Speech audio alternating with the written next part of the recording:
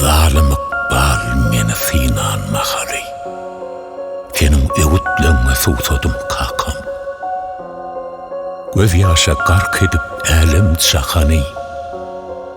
Bugün seni juda küysedim kakam. Hitrokoda doğulup dünyanın pek vakti. Ulollum yetiştim kurdun ak baltı.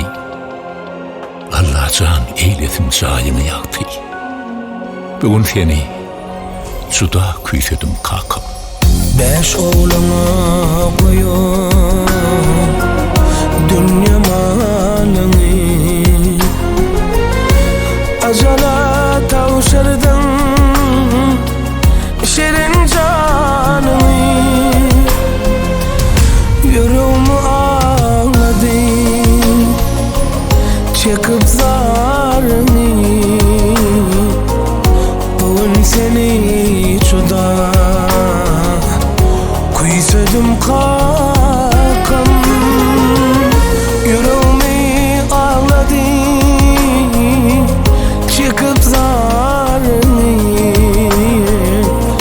Bugün seni juda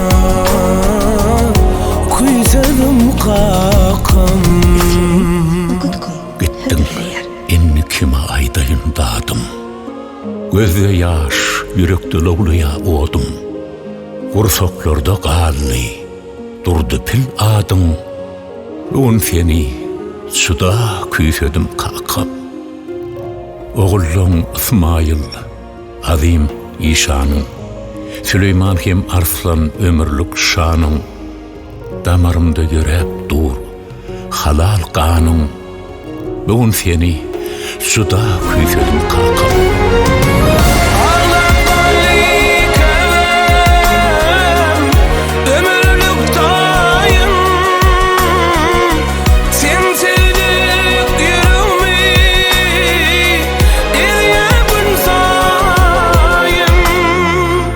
Allah'ın nuruna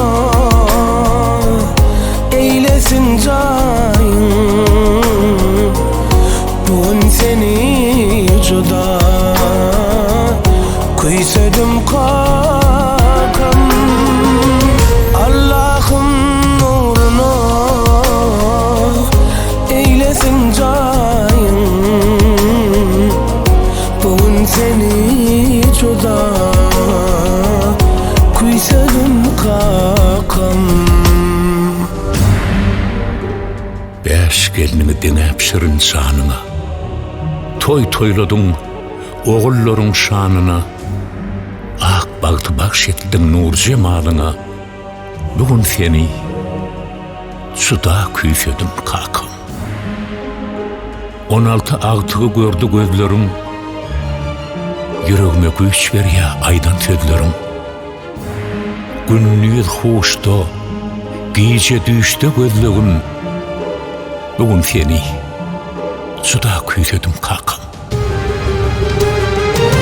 Gittim bununla 57 yaşında, kalkıp bir batırdı senin karşında. Adın yanlanıp dur dağların taşına. Bugün seni juda küysedim kakam. Adın yanlanıp dur dağların taşına. Bugün seni juda